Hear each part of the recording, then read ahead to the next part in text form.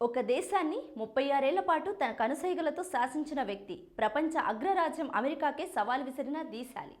నిరాడంబరమైన ముసుగులో ప్రపంచంలోనే అత్యంత భారీ ఆర్థిక సామ్రాజ్యాన్ని నడిపించారన్న ఆరోపణలు ఎదుర్కొన్న మర్మయోగి. ఆయనే Iran supreme leader Ayatollah Ali Khamenei. 2026 ఫిబ్రవరి 28న జరిగిన ఆ ఒక్క వైమానిక దాడితో ఒక సుదీర్ఘ శకం ముగిసింది. కానీ ఆయన మరణం తర్వాత బయటపడుతున్న నిజాలు ఇప్పుడు ప్రపంచాన్ని విస్మయానికి గురి చేస్తున్నాయి. 1989లో ఇరాన్ పగ్గాలు చేపట్టినప్పటి నుండి ఖమేనీ కేవలం ఒక నాయకుడు మాత్రమే కాదు, ఒక అజేయమైన శక్తిగా ఎదిగారు. ఇరాన్ అధ్యక్షులు మారవచ్చు, ప్రభుత్వాలు పడిపోవచ్చు, కానీ అసలు అధికారం మాత్రం ఎప్పుడూ తెహ్రాన్లోని ఆయన రహస్య కార్యాలయం నుండి నడిచేది.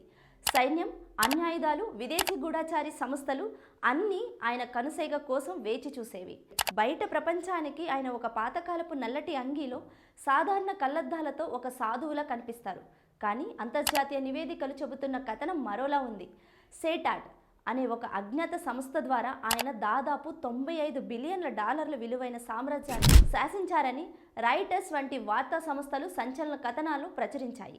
అయితే ఈ ఆస్తులు ఆయన వ్యక్తిగతమైనవా లేక దేశ సంపద అన్నది ఇప్పటికీ ఒక వీడని చిక్కుముడి. ప్రజలు ఆకలితో అలమటిస్తుంటే ఆయన కుమారులు లండన్, దుబాయ్ వంటి నగరాల్లో వేల కోట్ల పెట్టుబడులు పెట్టారన్న వార్తలు ఇప్పుడు ఇరాన్ వీధుల్లో కార్చిచ్చులా వ్యాపిస్తున్నాయి.